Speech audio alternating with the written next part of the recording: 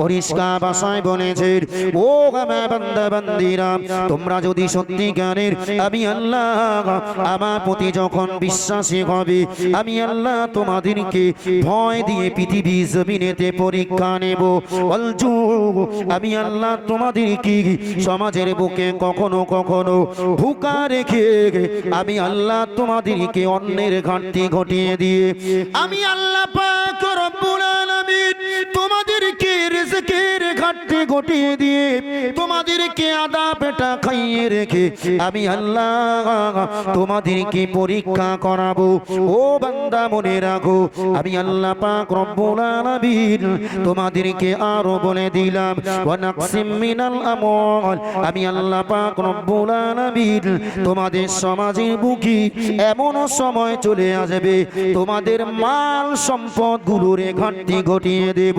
পৃথিবী জমিনে বড় বড় বিজনেস তুমি করো, লক্ষ লক্ষ টাকা তুমি ইনকাম করো, আমি আল্লাহ পাক রব্বুল আলামিন ওই তোমার কামাইয়ের ভিতরে এমন একটা মুসিবত খাড়া করে দেব, তোমার সে ভাটার তোমার সে ব্যবসা ভিতরে এমন করে অর্থের ঘাটতি পড়ে যাবে।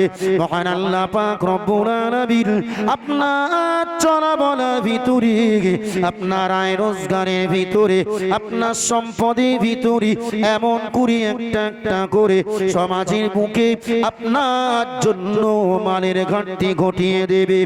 ও দুনিয়াওয়ালা মুসলমান মনে রাখুন, যখন আপনার মালের ঘাটতি ঘটে যাবে আপনি একটা বারের জন্য রবের উপরে অভিযোগ করবেন না, রবের উপরে রাগান্বিত হবেন না। সমাজের বুকে আপনি সমাজের মানুষ দিকের কাছে নিজের দুর্বলতার কথাটাকে প্রকাশ করবেন না, বরং আল্লাহ পাক রব্বুল আলামিনের নবী দয়াল নবী মুহাম্মদুর রাসূলুল্লাহ জানিয়েছেন, যখন তুমি কোনো মুসিবতে পড়বে, এই জাতীয় কোনো বালা মুসিবতে পড়বে, তোমার যুগেতে যদি তোমার জিন্দেগিতে যদি কখনো অন্তরের ভিতরে ভয় উপলব্ধি হয়ে যায়, তোমার ভিতরে যদি এমন করে কোনো প্রকার ঘাটতি যখন চলে আসবে, তোমার যদি মালের ঘাটতি চলে আসে, আমি রাসূলুল্লাহ তোমাদেরকে জানিয়ে দিলাম, ওই সময় থেকে ওই বালা মুসিবতকে রুখে দেওয়ার জন্য আরো বেশি তোমাদের অর্থগুলোরে দিয়ে গরিব মেতিম অসহায় দুস্থ মানুষগুলোরে দিয়ে দাও।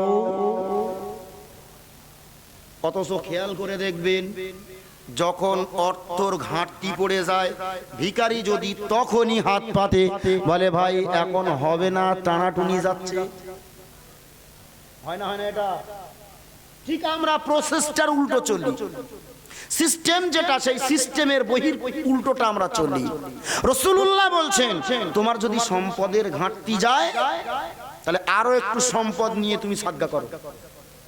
যে আল্লাহ নিচ্ছ তো আমার অনেক টাকা তো গেল, আল্লাহ এই টাকাটা আপনার গরিব বান্দাদেরকে দিলাম, ওরা একটু নিয়ে খা খা, ওরা নিয়ে একটু পড়ুক, ওরা নিয়ে একটু মাখো। রাসূলুল্লাহ বললেন, এই বান্দা যখনই এই নিয়তে সাদকা করে দেয়, ওই মানুষটার ওই বালাটাকে আল্লাহ দূর করে দেয়। একটু সুবহানাল্লাহ বলেন। বুঝতে পারছেন? ও ভাইরা আমার, আমার অবাক লাগে এই সমাজে, এই জাতির মাঝে জি মাঝে মাঝে মনে হয় যে এরগা ওয়াজ করে লাভ নেই, ওয়াজের মজলিসগুলো সব বন্ধ হোক। সত্যি কথা বলতে মানুষের এই ওয়াজের মজলিসের উপরে এই ধারণা এসে বসে গেছে যে যে হুজুর যত বেশি ঘটনা বলবে, যে হুজুর যত বেশি গজল বলবে, ওই হুজুরটা সবচাইতে ভালো বক্তা, সবচাইতে ভালো বক্তা। বিরাট ওয়াজ করে গেছে। কি ওয়াজ করে গেল রে? তোমাদের সে তা তো মনে নেই, তো বিরাট ওয়াজ করে গেছে ভাই।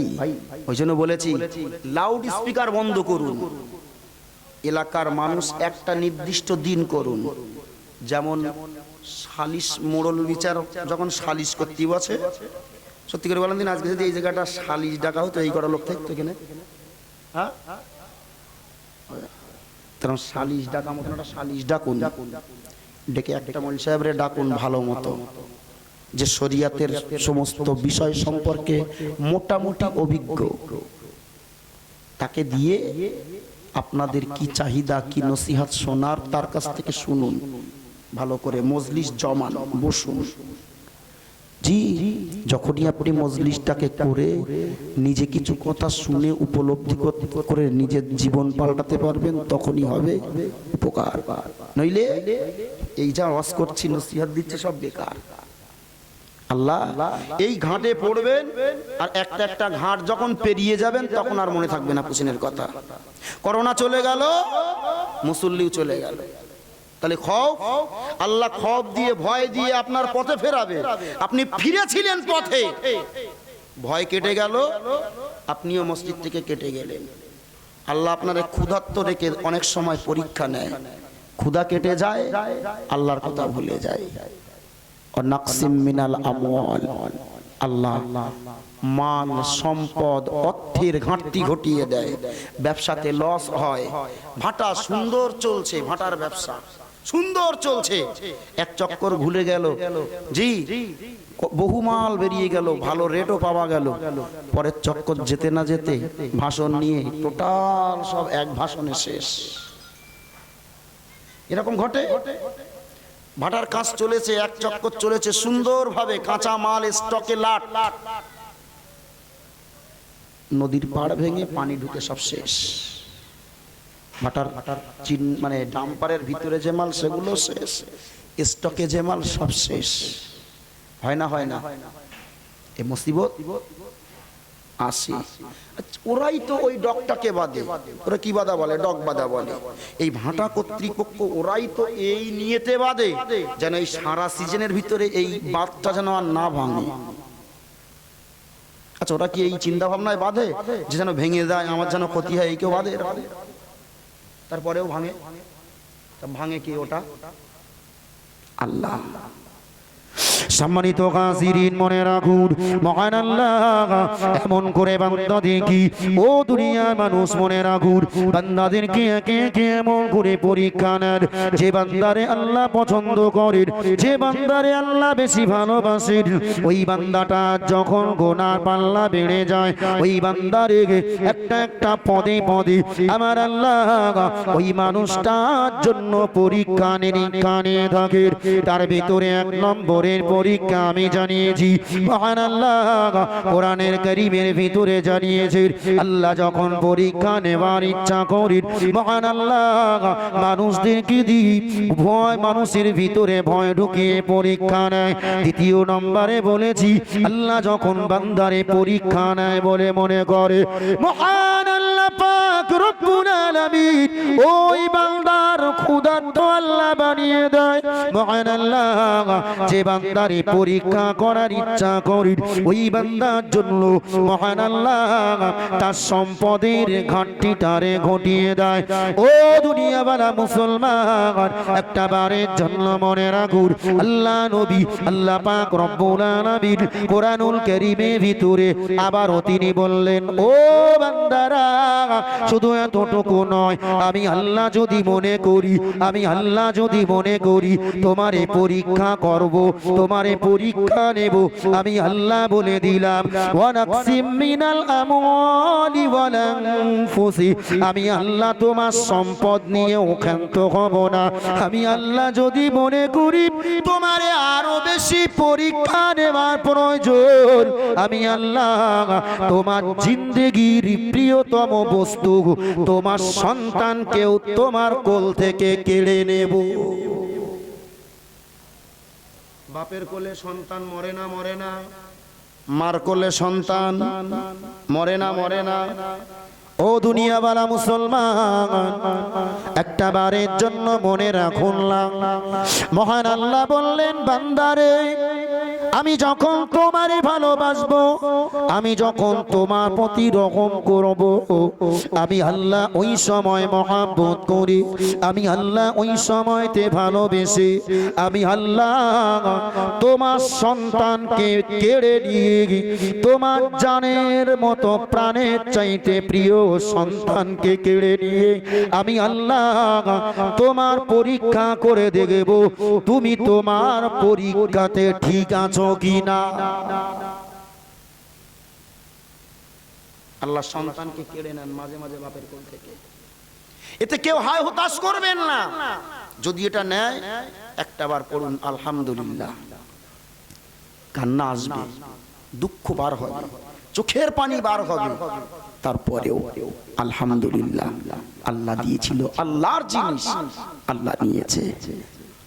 একটা মানুষ এই ধৈর্য, এই সবর যদি করতে পারে, আর ওই যে বাচ্চাটা জন্মগ্রহণ করেছে, ওই বাচ্চাটাকে যদি পিতা এবং মাতা হালাল রিজিক খেয়ে হালাল পদ্ধতিতে জন্মগ্রহণ করায়, ওই যে বাচ্চাটা জন্মগ্রহণ করেছে, ওই বাচ্চাটা যেটা মারা গিয়ে ওই আল্লাহ যাকে দিয়ে পরীক্ষা নিয়েছেন, ওই বাচ্চাটাই ওই পিতা আর মাতার জন্য নাজাতের ওসিলা হয়ে যাবে।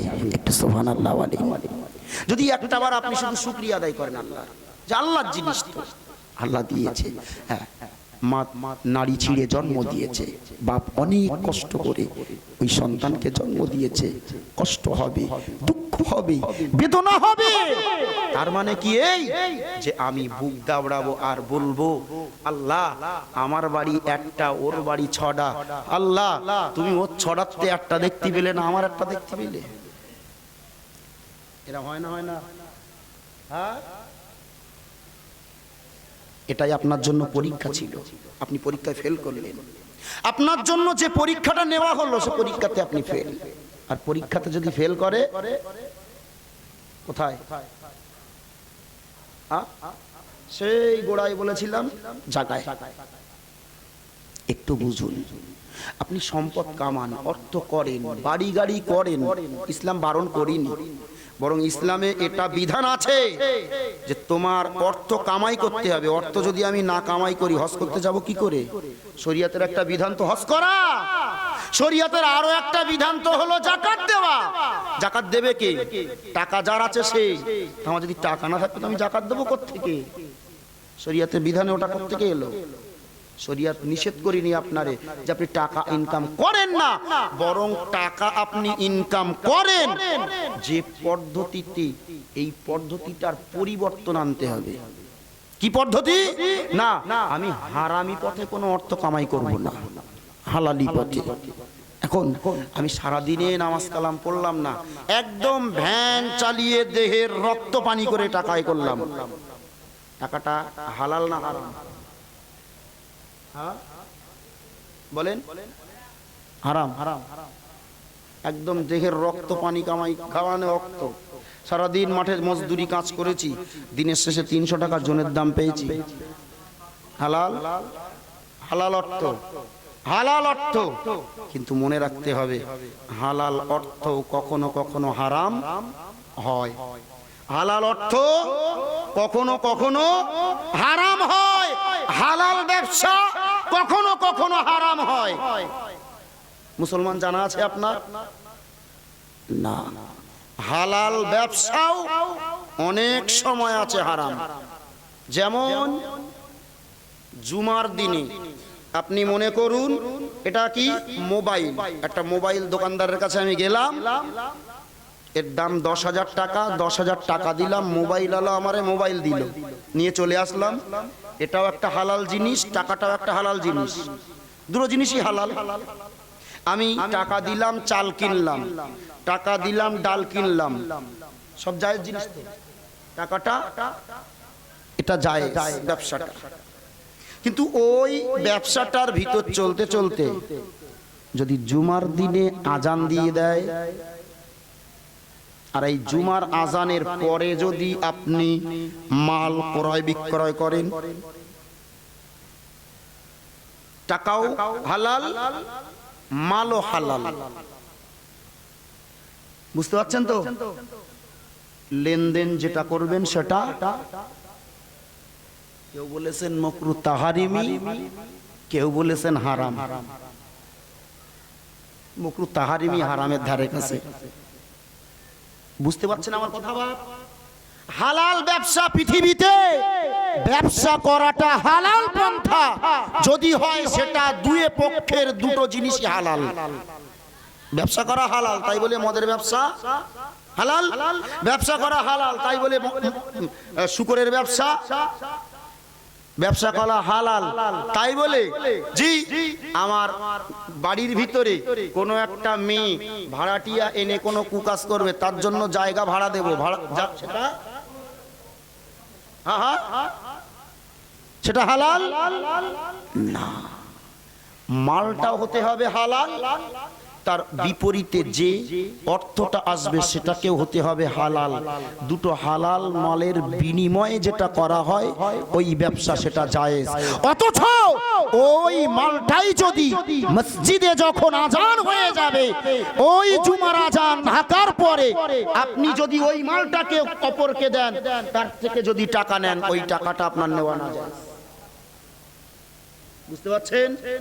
মাল দুটো, মালও হালাল, টাকাও হালাল, লেনদেন করছি, ক্রয় বিক্রয় করছি। এখন বলবেন ভাই এই জাতীয় মুসলমান সমাজের বুকে হাটে বাটে মাঠে ঘাটে বাজারে আছে না নেই? জুমার আজান হচ্ছে মসজিদে, এখনো কেনাকাটা শেষ হয়নি, বেচা কেনা বহল তরবিয়াতে চলছে। সম্মানিত হাজিরিন, মনে রাখুন, অথচ আল্লাহ পাকে কোরআন জানিয়েছেন, ইযা নুদিয়া লিস-সালাতি মিন ইয়াউমিল জুমআতি ফাসআউ ইলা যিকরিল্লাহি ওয়া যারাল বাই। মহান আল্লাহ পাক রব্বুল আলামিন পরিষ্কার ভাষাতে কোরআনুল কারীমে ভিতরে বললেন, ও আমার বান্দা বান্দীরা মনে রাখো, আমি আল্লাহ পাক রব্বুল আলামিন তোমাদেরকে জানিয়ে দিলাম, যখন মসজিদে তোমার জুমার আযান দেওয়া হয়ে যাবে, ইযা নুদিয়া লিস-সালাত, যখন জুমা দিনে তোমার নামাজের জন্য ডাকা হবে, ফাসআউ ইলা যিকরিল্লাহ, তুমি আল্লাহ পাকের জিকিরের জন্য ধাবিত হও। আল্লাহ পাকের জিকির মানে আল্লাহ পাকের জন্য জুমার নামাজটারে আদায় করতে চলে যাও, নামাজের দিকে তুমি চলে যাও। আল্লাহ পাক রব্বুল আলামিন শুধু এতটুকু বলেন নাই, বড় মহান আল্লাহ আরো পরিষ্কার করে বললেন, ফাসআউ ইলা যিকরিল্লাহ, শুধু আল্লাহর দিকে তুমি যাবে তাই না, বরং অদারুল বাই, তুমি তোমার ব্যবসাটারে বন্ধ করে দাও। কোরআনের বিধান, তোমার ব্যবসাকে বন্ধ করো। অথচ মুসলমানের বেটাগুলোরে দেখি ওই জুমার দিনেই যত কাজ। শনিবারের দিন ছুটি নিতে পারে নিজের ইচ্ছায়, মনে করলে রবিবারে ছুটি নিতে পারে, মনে করলে বৃহস্পতিবারে ছুটি নিতে পারে। ও বৃহস্পতিবারে ছুটি নেয়, ওটা নেয়, হ্যাঁ ওদিনে কাজ করতে পারে। ও যেদিনে ইচ্ছা সেদিনে ও ছুটি পরিবর্তন করতে পারে। ও সারা সপ্তাহে অন্যদিন বসে থাকবে, জুমার দিনের কাজে বেশি করে চাপ লাগে। কামাচ্ছ যেটা, সেটা হালাল না হারাম? ওই মাল কামিয়ে সন্তানের জন্য রাখবে তুমি, ভোগ করবে সন্তান, আর জাহান্নামে পড়বে তুমি। আর তোমার মতো মানুষটা সমাজে বলবা যে নিজের ভালো পাগলে বোঝে। ও বাপ, এ কি জাতের পাগল একবার বুঝতে পারছেন? হ্যাঁ, লোকে বলে যে নিজের ভালো পাগলে বোঝে, ওই লোকটাই বলে সমাজে। উদাহরণে আমি কত বড় সেন্সলেস, আমি কত বড় পাগল যে আমি অপরের চিন্তা চেতনাতে ও দুটো বেশি টাকা পাবে, দুটো মাল সম্পদ বেশি জমবে, সেই চিন্তাতে নামাজগুলো ত্যাগ করে আমি এই অর্থ কামাই করছি। এই যে সাটুনি কবরে গিয়ে খেতে হবে, এ সাটুনির ভাগ কে নেবে? কেউ নেবে? ছেলে নেবে না।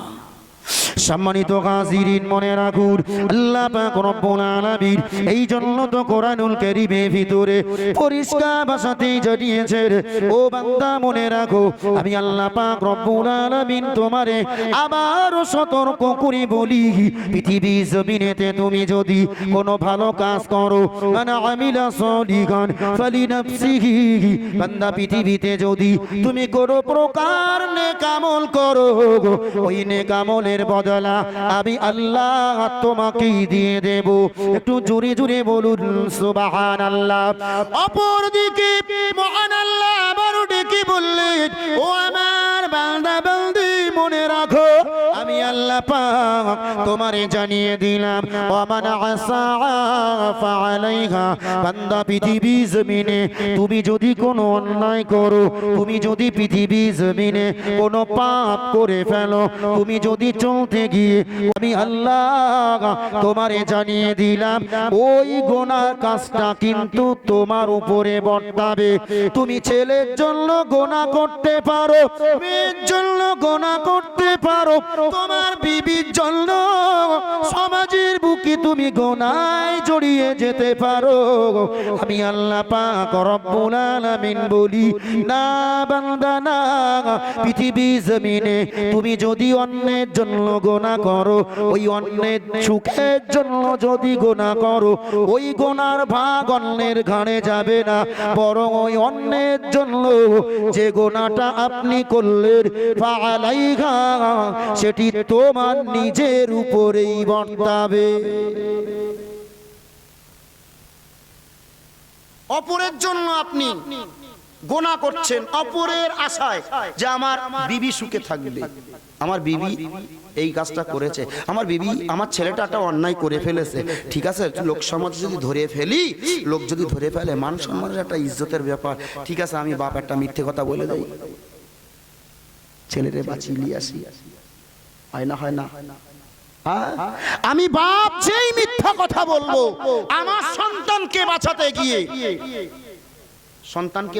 তো আমি মিথ্যে কথা বললাম তাহলে আমার সন্তান এই গুণাটা আমার সন্তানের যাবে না আমার এই সন্তানের জন্য যে আমি বাপ মিথ্যা কথা বললাম এই পূর্ণ মিথ্যা কথার গোনাটা আমার ঘরে থাকবে আমার সন্তানের এই গোনা সম্পূর্ণ হারে আমার ঘরে নিয়ে আমারে জাহান্নামে যেতে হবে এই আমরা চালা এই আমরা ধূর্ত এই আমরা সমাজের বুকে নিজেদেরকে চালাক চতুর বলে পরিচয় দেই একটাবার ভাবুন ছোট্ট ভাষাতে আমি এখানে প্রত্যেক বছরই আপনাদের কাছে আসি শেষ পর্যন্ত একটা কথাই শেষের দিকে যাই যখন বলি অন্ততপক্ষে একটা দিক ফেরান কোনো একটা দিক বছরে যদি একটা করে দিক পরিবর্তন করেন ইমাম সাহেব একটা বলে গেছেন ওনার থেকে যদি একটা আমল নেন আমি এই আপনি 1 ঘন্টা মতো যা বকলাম 1 ঘন্টা মতো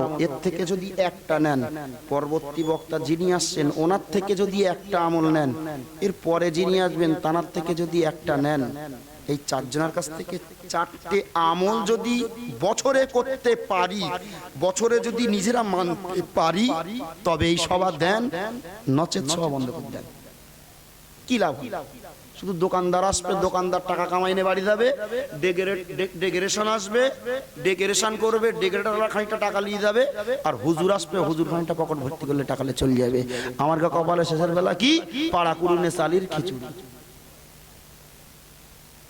কথা বলা হবে তো খারাপ মতো লাগছে তাই না না একটু ভাবুন আমি আপনার সত্যি কথা বলতে আমি এইখানে এই 6 বছরের ভিতরে আমি একটা দিনও এখান থেকে আমার কোনো ক্রেডিট তুলবো এখান থেকে আমি কিছু গলা বাজারি করে এলাকায় কিছু দাওয়াত লবো এরকম কোনো স্বার্থ আমার আছে তো আমি জামাই আমার কালকে হলি পেরা ডাকবেন কোনি না ডাকলেও তো আমি যেচে এসে উঠবেন বাড়ি থেকে বুঝতে পারেননি তারাও তো দিতে পারবেন না জামাই বাড়ি গেলে আবার পরে গিয়ে মেয়েটা আবার হাতে জাত খাতি পারে যত রাগ আসতে থাকবে যাও তো জামাইটা দুটো ভালো মন্দ খেপ গিয়ে বাড়ি পাঠাই নাহলে তো আমার খবর আছে ও ভাই আমি সত্যি কথা বলতে আপনার কাছে অন্তত একটা আপনি ভাবেন সবকিছু করেন আপনার তো কোনো বারণ নেই শরিয়ত আপনাকে বলিনি যে টাকা কামাই করো না করতে বলেছে তার মানে কি এই যে আমি সেই টাকা কামাই করতে গিয়ে দিনের ভিতরে জোহরের নামাজটা পড়তে খুব বেশি